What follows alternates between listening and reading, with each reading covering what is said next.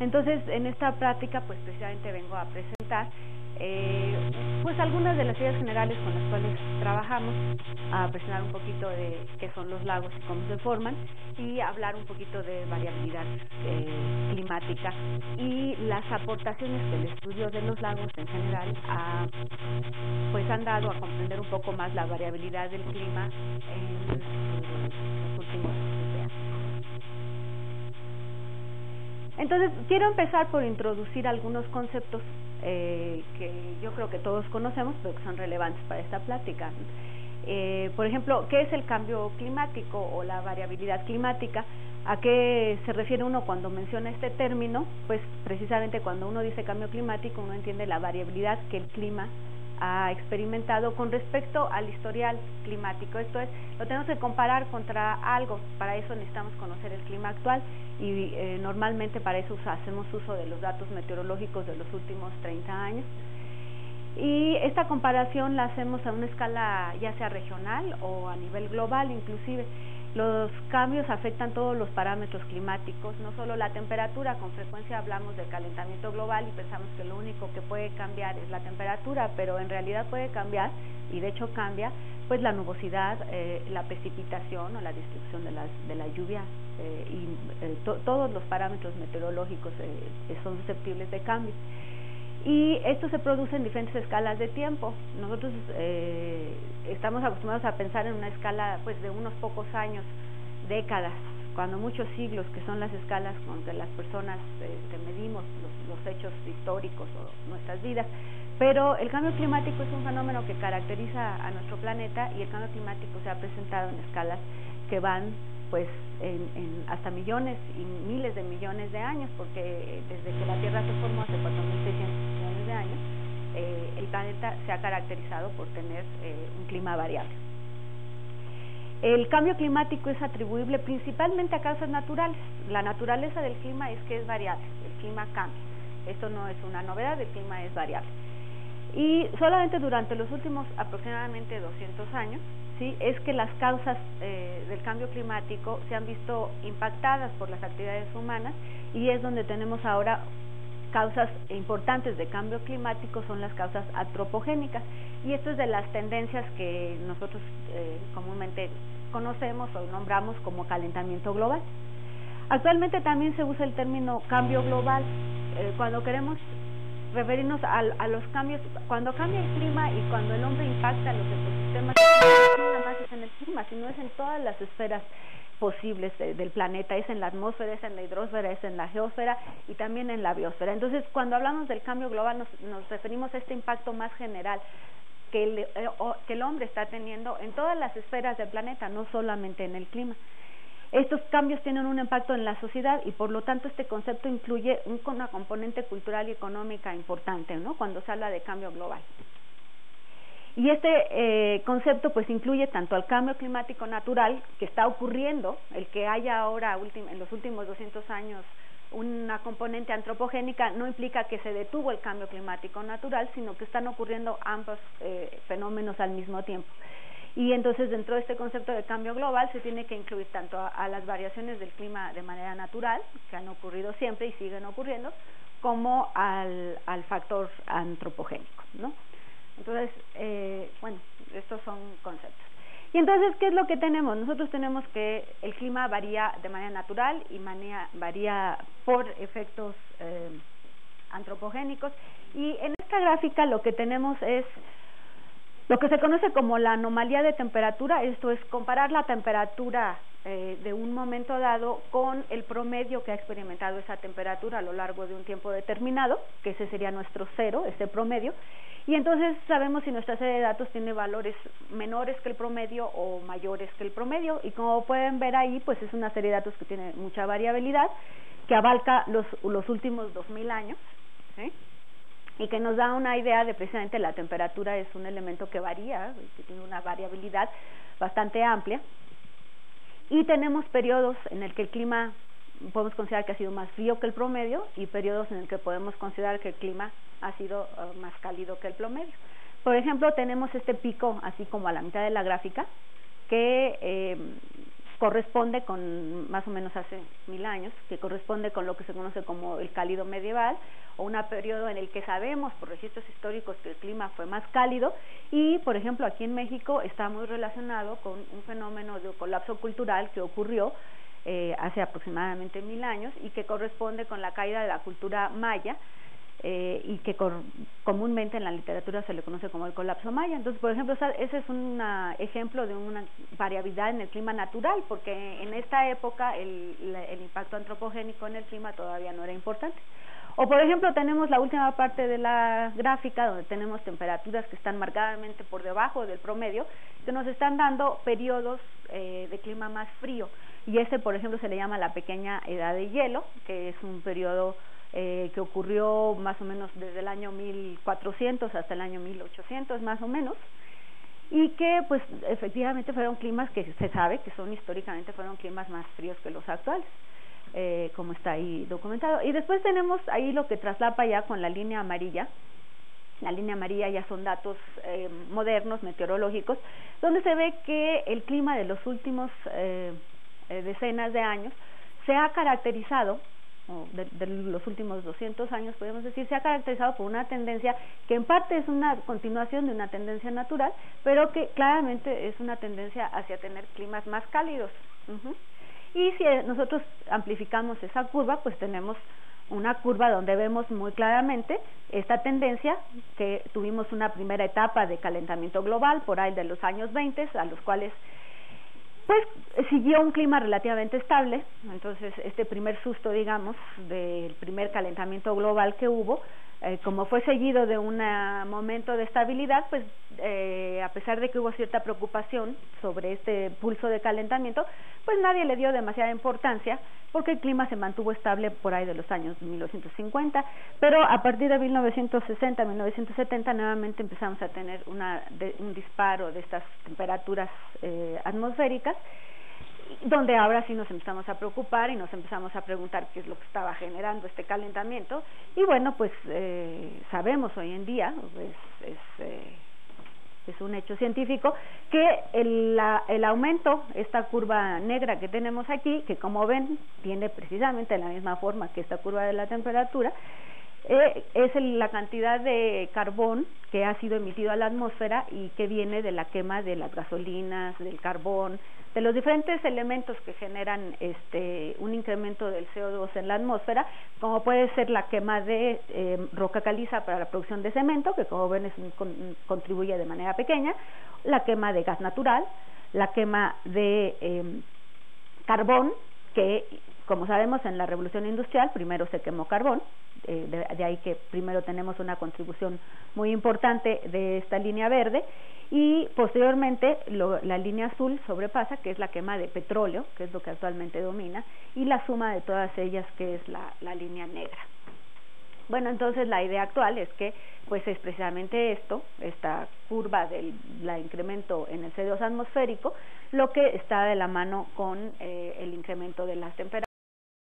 La mayor parte de las personas entienden cuando decimos variabilidad climática o cambio climático, es esta tendencia moderna del calentamiento global, que está asociada a estas fuerzas antropogénicas. Pero la variabilidad anterior que estamos viendo en esta curva de arriba, como el ejemplo del cálido medieval o la pequeña de hielo, pues esas tienen otras causas, no tienen causas antropogénicas, sino pueden tener diversas causas, como la actividad solar en este caso, o como variaciones que están asociadas a lo que se conoce como ciclos de Milankovitch, que vamos a ver más adelante, que son importantes en controlar el clima del planeta y acotarlo entre los extremos de temperatura fría y cálida que conocemos como los ciclos de las glaciaciones, que lo voy a mencionar más adelante.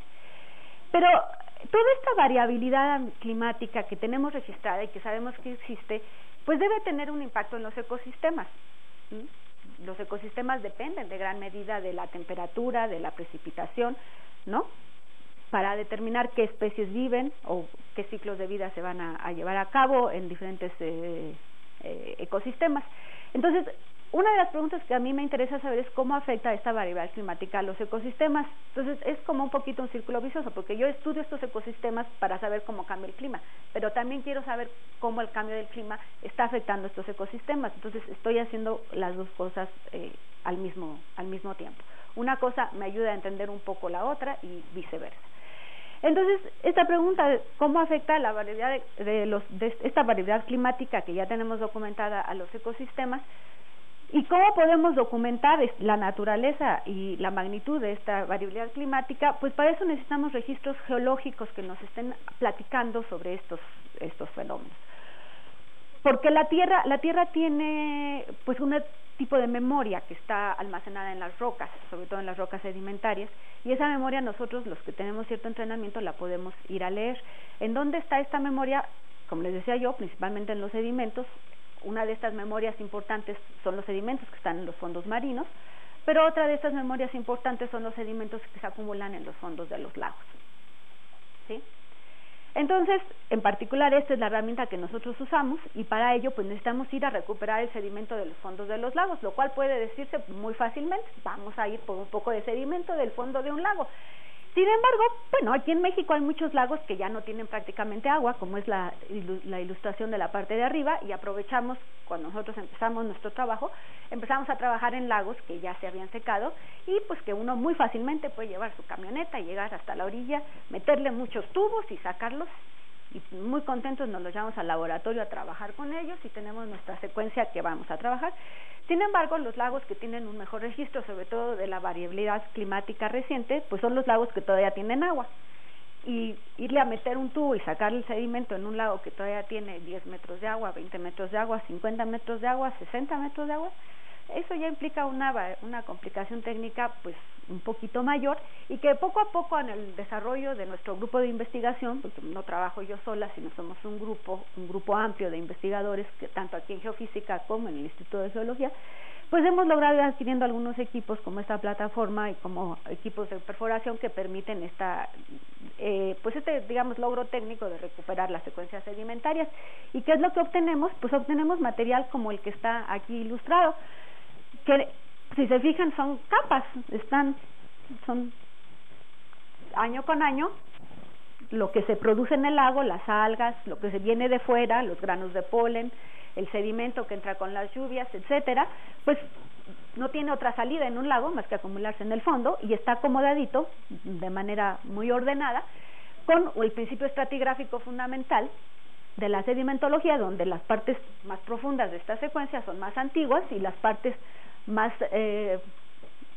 someras son las partes más recientes. Entonces, nosotros lo que hacemos es usar métodos químicos para asignarles una edad, el fechamiento, principalmente por carbono 14, y entonces nosotros conocemos la edad de estos sedimentos, conocemos su secuencia en cuanto al tipo de sedimento que lo forma, tomamos rebanadas que nos representan momentos en el tiempo de lo que estuvo ocurriendo en este sistema, y ¿qué es lo que hacemos? Pues le vemos lo que le podemos ver, ¿no? Yo me especializo en ver estas algas que están en el extremo de la diapositiva, que son las diatomeas, que dan mucha información sobre la salinidad, los niveles de nutrientes, diferentes parámetros que son importantes para estudiar en los lagos. Tengo colegas en el laboratorio de palinología del Instituto de Geología que trabajan con los restos del polen, que nos pueden reconstruir si alrededor del lago había una sabana o un bosque tropical o un bosque templado, por ejemplo. Tengo colegas que colaboran con nosotros también, que estudian los ostrácodos, que son unos crustáceos pequeñitos que viven en una concha, y que nos pueden ayudar a determinar también la temperatura, la salinidad y otras características del lago. Tengo colegas que trabajan con nosotros, que trabajan con estos como pulgas de agua, que son restos de insectos que se preservan, pues también son crustáceos, que se preservan en los sedimentos, y que también dan mucha información sobre cómo se comporta el ecosistema. Y también vemos la parte geológica o física, los tipos de minerales, por ejemplo, que están presentes. Entonces se hace un estudio integrado con varios indicadores de los procesos ambientales que ocurrieron en ese lago. Pero para poder interpretar si el lago cambió o no, necesitamos conocer sus condiciones actuales. Entonces una parte importante de estos estudios es ir a estudiar cómo son los lagos hoy en día y entender cómo funcionan y dónde están y por qué están allí. Y bueno, parte de esta charla vamos a hacer una pequeña diversión del tema de variabilidad climática y los estudios que hacemos para explicar un poquito qué son los lagos, en dónde están y por qué están allí. Entonces, pues los lagos es una expresión del agua en el continente. Nuestro planeta es un planeta de agua, pero como se puede apreciar en esta diapositiva, la mayor parte del agua está en el mar, ¿no?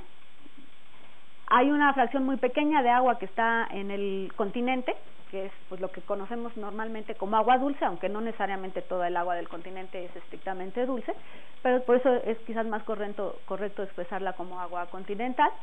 Y de esta agua continental, pues la mayor parte está en los casquetes de hielo atrapada allí. La siguiente compartimento importante es el agua que está en el subsuelo. Y pues un compartimento relativamente pequeño es el agua que está en los ríos y en los lagos, que es la que vamos a estudiar. Entonces, el agua de ríos y lagos es realmente escasa en el planeta, si ya lo vemos desde este punto de vista, ¿no? Y además está muy mal distribuida, porque ustedes pueden ver en ese mapa que tenemos ciertas concentraciones de agua que son muy, muy grandes y donde está concentrada la mayor parte del agua dulce de nuestro planeta, la parte que le corresponde a los ríos y lagos. Tenemos ahí un lago enorme que se llama el lago Baikal, tenemos aquí una serie de lagos en África, que es el Rift africano, y acá tenemos otra serie de lagos que son los grandes lagos de Estados Unidos. Aquí se concentra la mayor parte del agua dulce del planeta. Estos son los lagos del planeta, ¿sí? Entonces vamos a ver un poquito cómo se originaron, cuánta agua tienen, pues simplemente para ampliar nuestra cultura sobre lagos, ¿sí? Entonces aquí, bueno, quizás necesitaría yo comentar, ¿no? ¿Qué se necesita en general para que yo tenga un lago? Pues necesito como una olla, ¿no? Una depresión, una cuenca en donde yo tenga el lago.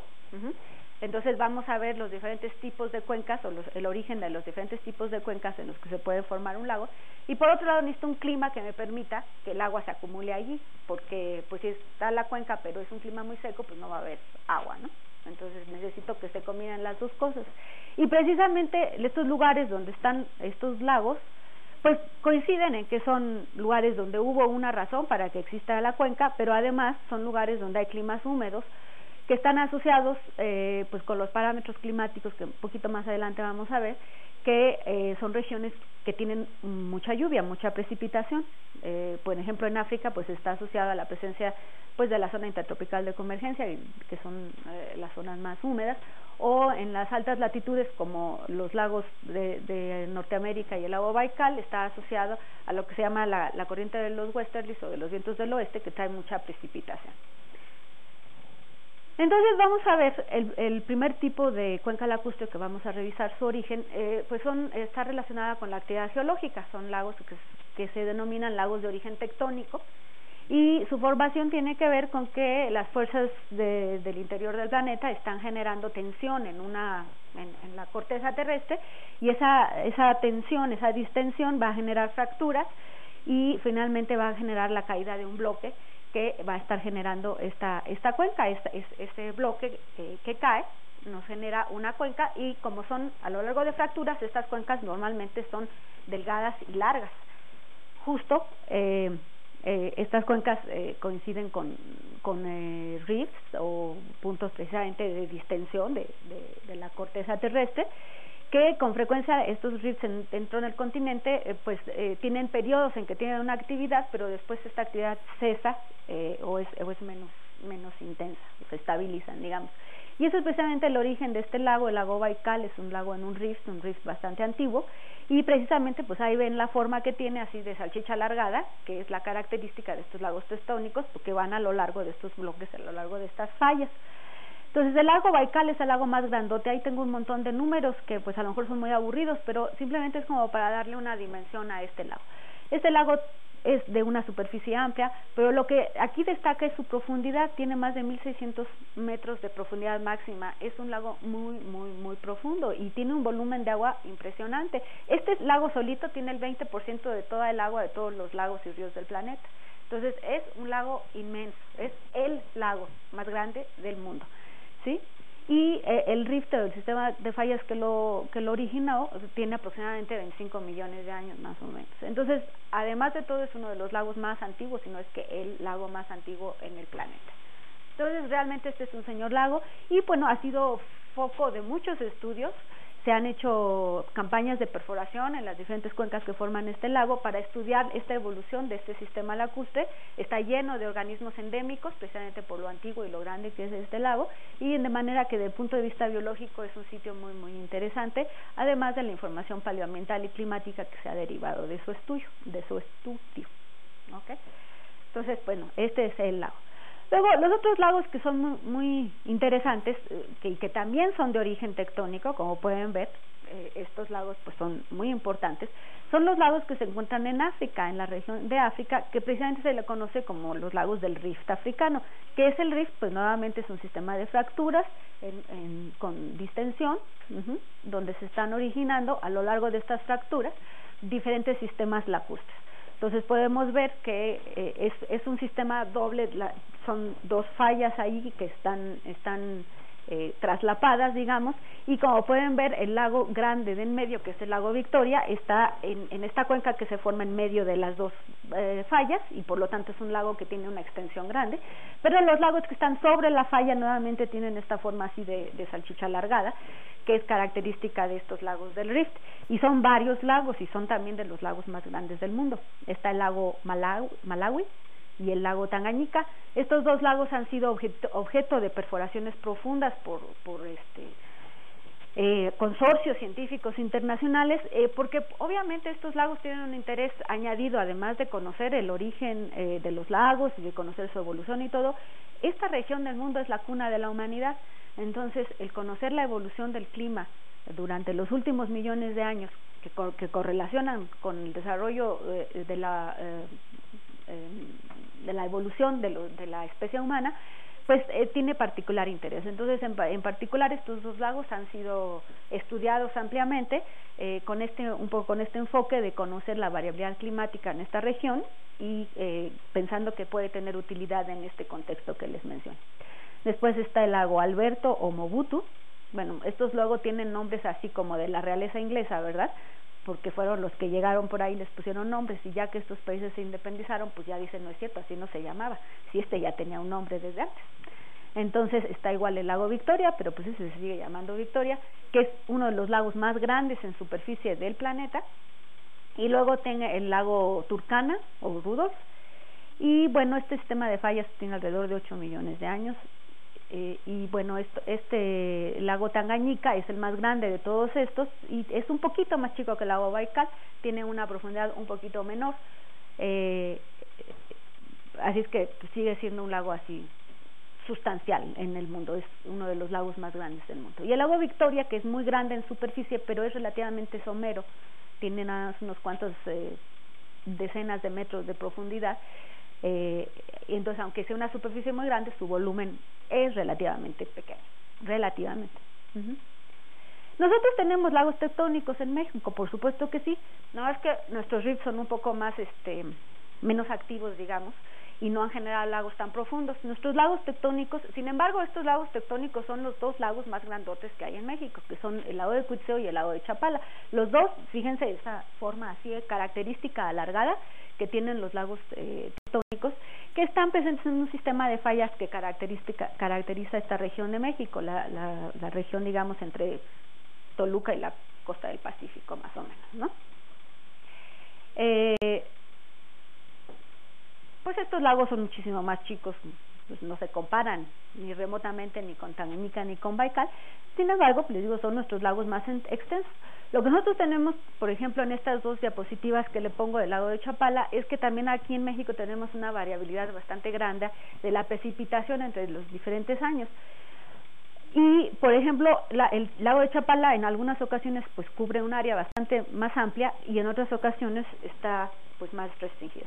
Además de que tiene una problemática bastante compleja, digamos, entre el flujo del agua, porque este río, el río que lo alimenta, que es el Lerma Santiago, bueno, es el río Lerma, tiene un uso industrial o agrícola muy fuerte y pues también hay mucha uso del agua que llega al lago de Chapala. Además de que el lago de Chapala pues es fuente de agua para la ciudad de Guadalajara, entonces pues, tiene bastantes problemáticas este lago. Pero normalmente o digamos naturalmente tiene estos como ciclos de que aumenta de nivel y luego disminuye de nivel, y pues está obviamente relacionado con ciclos en la precipitación. Pero como ven, pues el volumen y la profundidad media de estos lagos pues no tienen nada que ver con los 1500 o 1600 del lago Baikal o el lago Tangañika. Lo máximo que llega a tener es pues alrededor de 10 metros por ahí, es lo máximo, y profundidad media pues alrededor de 5 metros. Entonces son realmente lagos muy someros. Chapala, Cuitzeo es todavía más somero que Chapala y un poquito más chico, pero son nuestros dos lagos, digamos los dos más grandes. Después, bueno, vamos a ver el otro origen de los lagos grandes del planeta, que son los lagos de Norteamérica. Estos lagos tienen un origen que se denomina periglaciar. ¿Qué quiere decir? Bueno, pues al frente de los glaciares, cuando se tiene un glaciar, el peso de los glaciares excava, digamos, una cuenca o genera una cuenca. Y cuando el glaciar se deshiela, se forma esta especie de lago en el frente del glaciar. Entonces estos son lagos periglaciares, ¿sí? Ahí están los lagos de Norteamérica, y pues ¿y dónde está el glaciar? Si yo les estoy diciendo que son lagos periglaciares, pues ¿y dónde está el glaciar? Ahí no hay ningún glaciar, esto es una mentira. Bueno, lo que pasa es que tenemos que ver su desarrollo histórico. Hace 18,000 años toda esta región de Norteamérica estaba cubierto por un casquete de hielo, en lo que se conoce como el último máximo glaciar, y cuando este gran casquete de hielo se derrite, parte de esa agua y parte del peso de ese glaciar es el que excavó estas cuencas lacustres, y parte de esa agua de ese glaciar pues quedó ahí atrapada. El resto fluyó por la cuenca del Mississippi hasta el Golfo de México, o partes también fluyó por el Labrador hacia el norte del Océano Atlántico.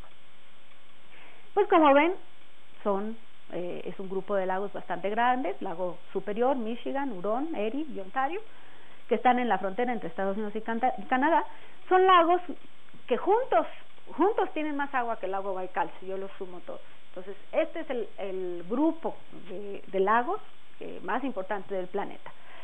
El más grande de todos ellos es el lago Superior, pero pues como pueden ver no es tan profundo como el lago Baikal o el lago Tangañika, ¿sí?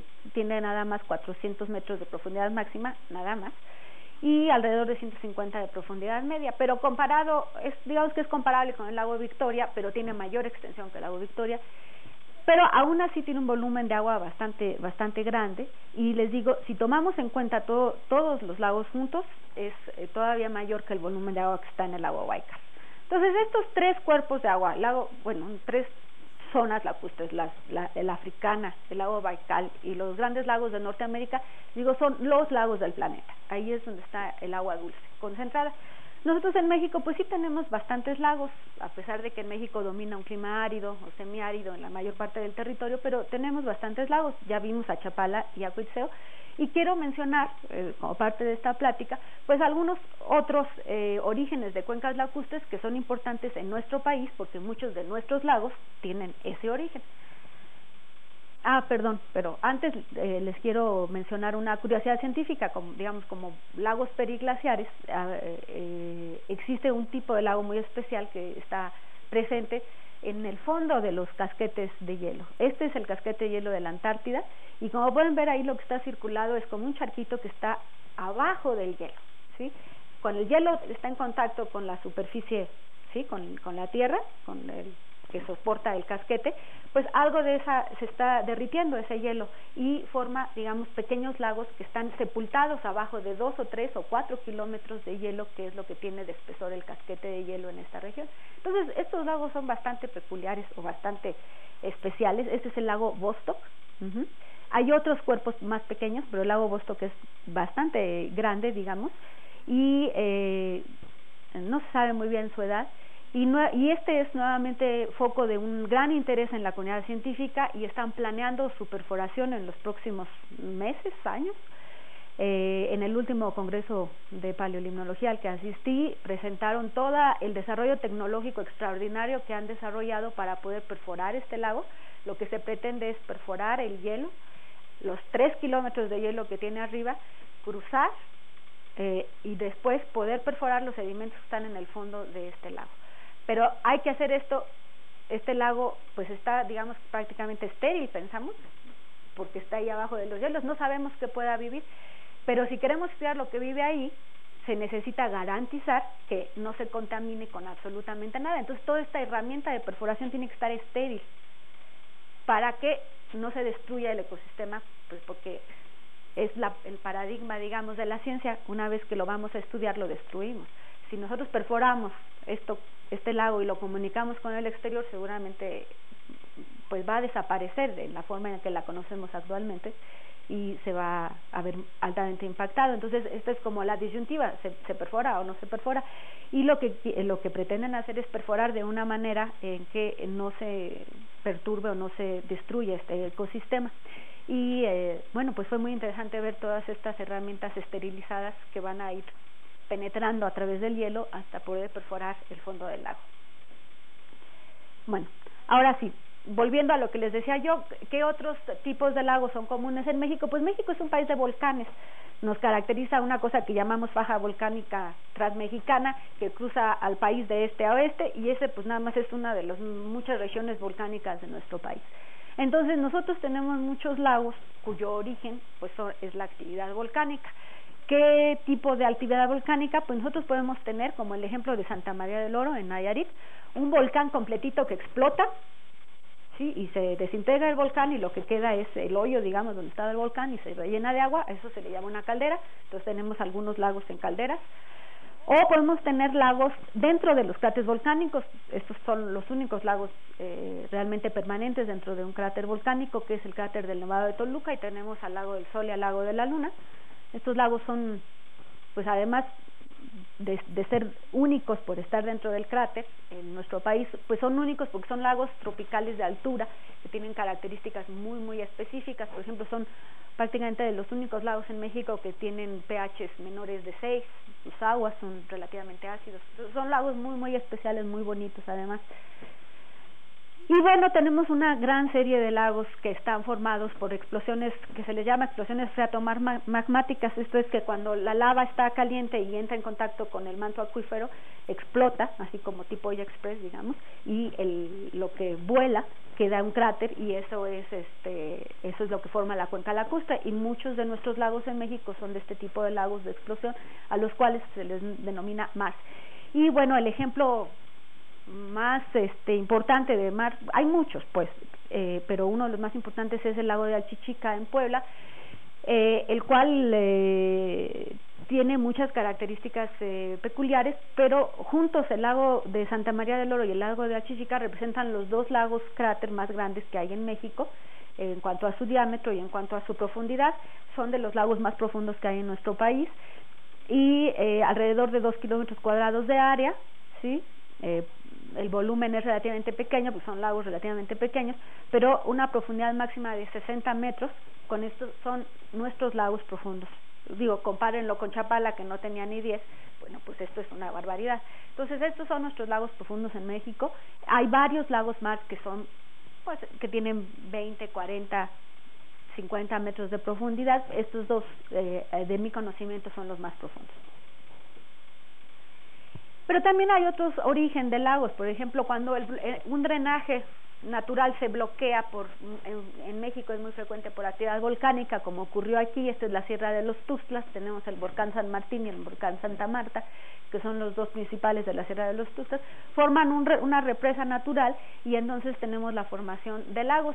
Como estos hay muchos lagos relativamente pequeños en nuestro país, y este es uno de los lagos grandes de nuestro país, que es el lago de Catemaco, que está ahí, a la cual la gente le gusta ir a que le hagan sus limpiezas los brujos. Y es un lago relativamente grande. Después de Chapala y Cuitzeo, este es el lago más grande de México, ¿sí? Y bueno, no es muy profundo, pero tiene una profundidad media, pues un poquito superior a los que tienen Chapala y Cuitzeo. No se sabe muy bien la edad, supongo que tendrá que ver con la edad de la sierra, que es la actividad volcánica que generó estos lagos. Y finalmente, el último tipo de lagos que vamos a ver y que son importantes tanto para estudios paleoambientales y paleolimnológicos, como dentro del concepto de los diferentes tipos de lago que hay en nuestro país, son este tipo de lagos que se llaman lagos playa. Estos lagos playa son características de zonas donde hay montañas y cuencas, ¿sí? Tenemos zonas montañosas que forman como un colector del agua, y luego esa agua se acumula en las zonas planas que están entre las cuencas, que están entre las montañas, y son características de regiones con un clima relativamente árido, dado que como funcionan es que en la época de verano la cantidad de agua que llueve, que es relativamente poca, escurre por todas estas sierras, se acumula en el fondo de estos planicies y posteriormente se evapora y deja una costra salobre o salina, como es lo que vemos aquí. Y bueno, esta imagen de Google me gustó mucho porque se puede ver, ya como las imágenes de Google se arman con los pasos del satélite, que no necesariamente son en el mismo tiempo. Aquí tienen la mitad del lago con agua, acababa de llover, y la mitad del lago seco, que fue tomada en otra época. Entonces así se arma la imagen de Google, pero nos da precisamente la estacionalidad. Entonces estos son lagos, estos dos lagos, en estos hemos trabajado en ambos, el lago de San Bartolo y el lago de San Felipe, y nos han dado bastante información sobre la variedad climática en el norte de México. En particular, mi colega Roy del Instituto de Geología ha trabajado mucho con el material que recuperamos en el lago de San Felipe.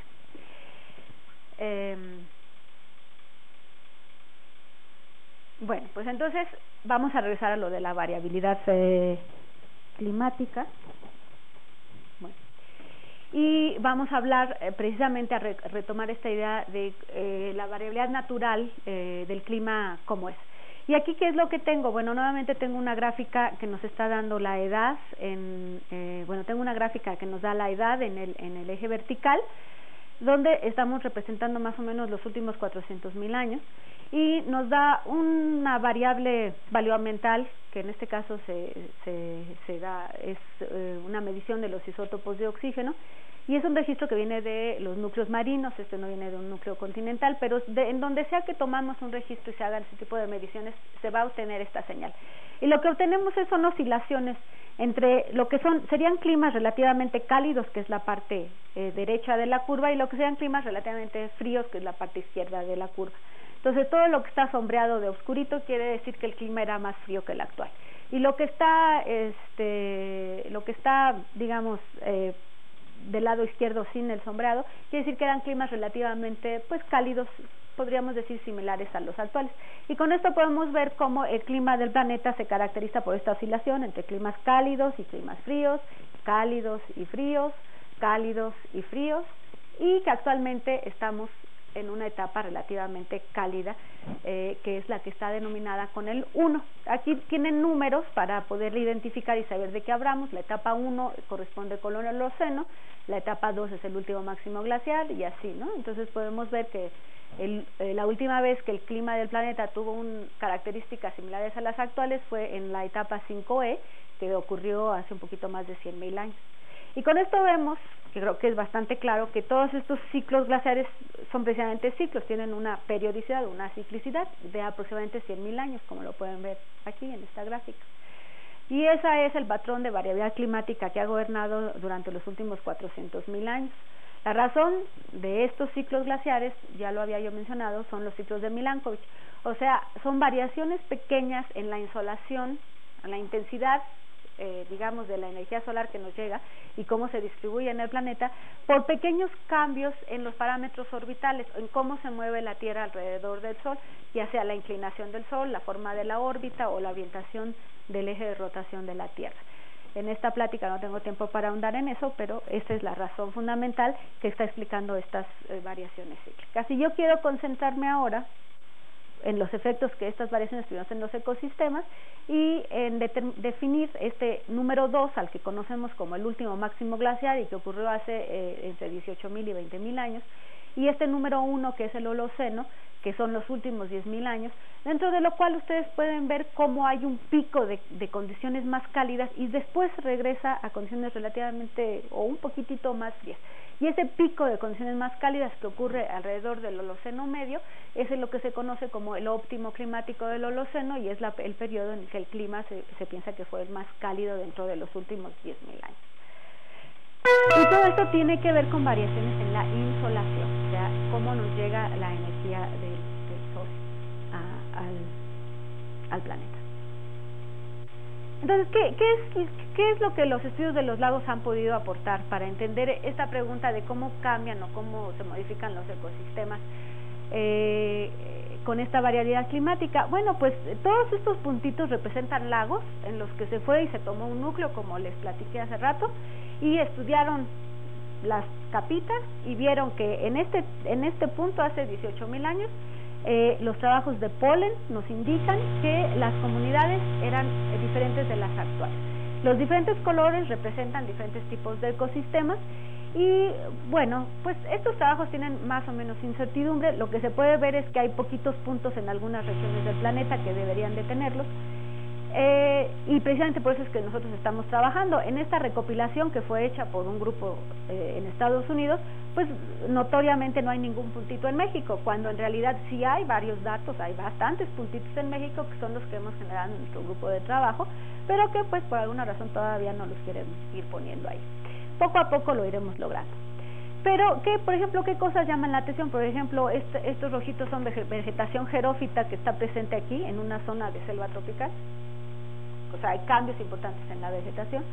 O, por ejemplo, que tenemos, bueno, no entro en detalles, asociaciones de vegetación que no tienen una comparación con la moderna, ¿no? Tenemos mezclas de especies que en el pasado, en esta época glaciar, que este es el máximo glaciar, que hoy en día no existen, ¿sí? Entonces, estos estudios del polen nos permite conocer la dinámica de los ecosistemas y cómo fueron cambiando las asociaciones, los grupos de la vegetación, y cómo poco a poco se van estableciendo los ecosistemas como los conocemos hoy en día.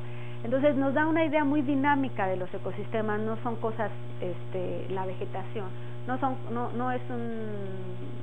son asociaciones fijas, sino que las especies están entrando y saliendo en las diferentes asociaciones y están cambiando. Y por supuesto que con los cambios en temperatura, la distribución latitudinal de estas bandas de vegetación pues se ven afectadas, ¿sí? Entonces, bueno, este es un ejemplo. ¿Qué otro ejemplo, qué otra información nos pueden dar?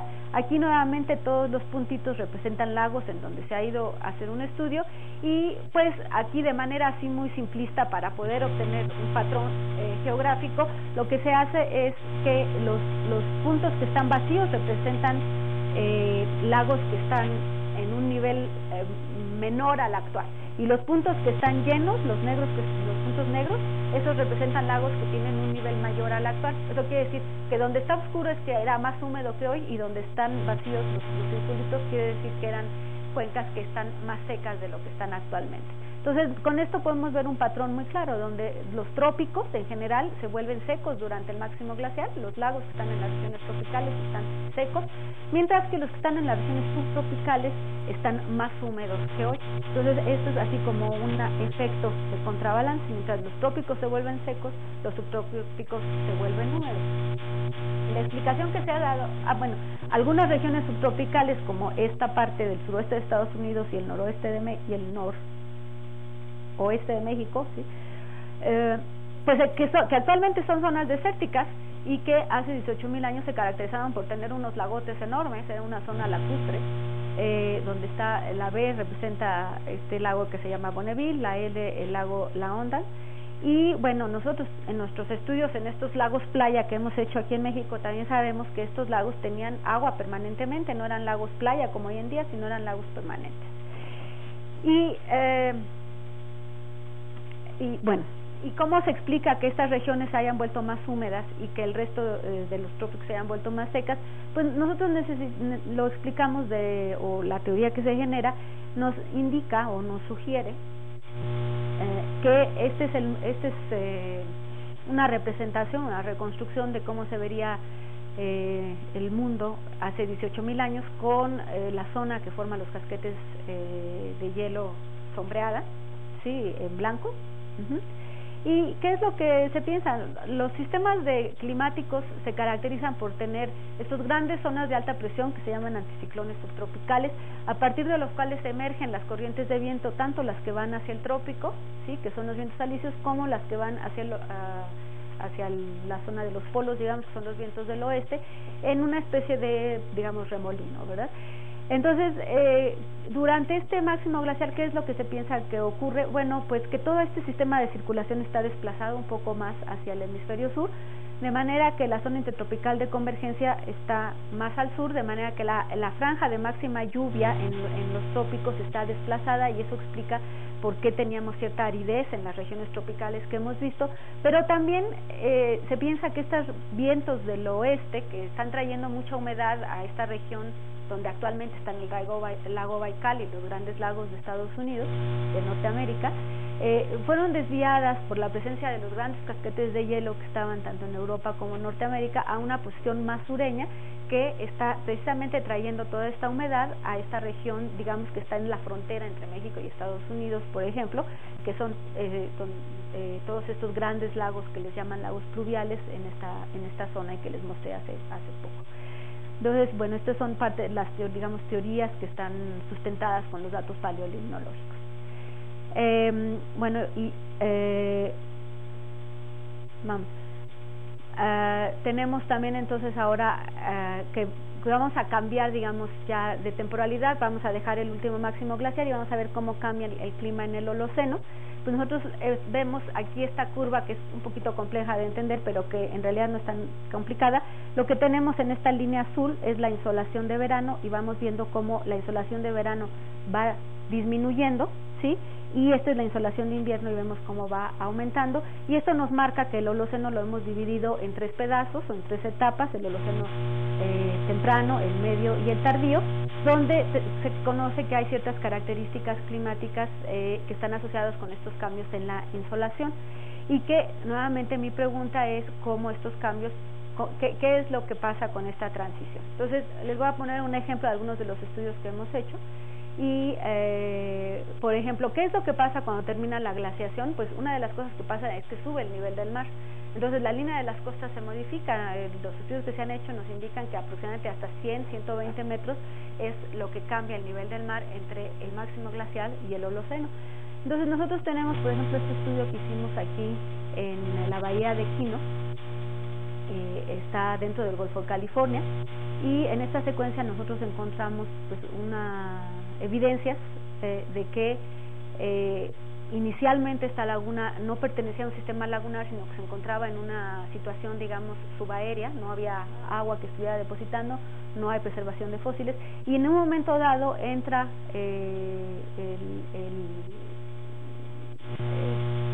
la presencia, invade el mar sube de nivel, la invade, y tenemos la presencia de especies que son características de lagunas costeras, ¿sí? Por ejemplo, en este caso son especies de diatomeas, pero también tenemos presencia de foraminíferos y de ostrácodos que son característicos. Y entonces hacemos una reconstrucción donde en el Holoceno temprano toda la zona que está aquí sombreada en un verde un poco más oscuro es parte que actualmente está cubierta por el océano, pero que en aquella época debió haber estado expuesta porque el nivel del mar todavía era más bajo, y hacia el Holoceno medio, con el calentamiento, sube el nivel del mar, y entonces invade toda esta región y nos genera esta laguna costera, de la cual tenemos evidencia en nuestro núcleo. Y finalmente, una vez que se pasa este pulso del óptimo climático, donde el nivel del mar fue el máximo, y regresa, digamos, un poquito el nivel del mar, tenemos el establecimiento de las condiciones actuales, donde nuestro sitio de estudio está, digamos, ya no es una laguna costera, sino está separado por una duna que lo está separando, digamos, del mar. Entonces, digamos, este tipo de estudios nos está dando información sobre la dinámica de los ecosistemas y lo que está ocurriendo, ¿sí? Entonces, volviendo a este tipo de presentaciones, esto es como el mapa que les presenté para hace 18,000 años, y si nosotros lo contrastamos ahora con el óptimo climático del Holoceno, que es la época más cálida, ¿qué es lo que tenemos? Bueno, pues tenemos un cambio muy drástico en las asociaciones vegetales. Como pueden ver, los puntitos cambian mucho, y tenemos, si se hace un estudio detallado de la temporalidad, podemos reconstruir cómo las asociaciones vegetales van transformándose hasta llegar a lo que hoy en día es la distribución actual de la vegetación, ¿sí? ¿Qué pasa con los niveles lacustres? Pues nuevamente esta era la gráfica para los 18,000 años, ¿Qué pasa cuando tenemos la gráfica para el óptimo climático del Holoceno? Bueno, pues tenemos ahora que el patrón cambia, sobre todo en África es muy claro, en América la señal es un poco menos evidente, pero en África es claro que todos estos lagos que estaban con niveles muy bajos en el máximo glacial, ahora todos son puntitos negros y tienen mucha agua. Incluso lagos que están en regiones que uno dice, ¿habrá habido tanta agua? Pues eso está en medio del Sahara, ¿sí? Pues lo que sabemos es que en el Holoceno medio, el Sahara parecía así. Nuestros estudios paleolimnológicos lo que nos indican es que en el Holoceno medio, durante el óptimo climático, los sistemas monzónicos eran mucho más intensos y lo que estaba generando era una región lacustre en el medio del Sahara. Entonces, son ecosistemas contrastantes a los que tenemos ahora, y también sabemos que hay, una vez que termina el óptimo climático del Holoceno, cuando llegamos al Holoceno tardío, que hay una tendencia general de aridización en todas estas regiones subtropicales, como es el norte de África y como lo es los sistemas áridos del norte y noreste de México. Y bueno, pues creo que yo con este panorama de cómo el clima cambia y cómo tenemos toda esta dinámica tan compleja que podemos descubrir a partir de estudios. Nosotros en nuestro grupo de trabajo tenemos varios estudios que hemos realizado en diferentes regiones de México, donde tenemos evidencias similares de cambios muy bruscos en la vegetación, en los niveles lacustres, ¿sí? Y que nos están poco a poco dando claves, dando datos para poner más puntitos en nuestros mapas, por un lado, pero nos están dando mucha información de cómo ha sido la dinámica del cambio ambiental, el cambio climático y la evolución de los ecosistemas en nuestro país. Entonces, bueno, pues con esto les agradezco su atención y doy por terminada esta plática, y si alguien tuviera preguntas o comentarios, con gusto los puedo atender.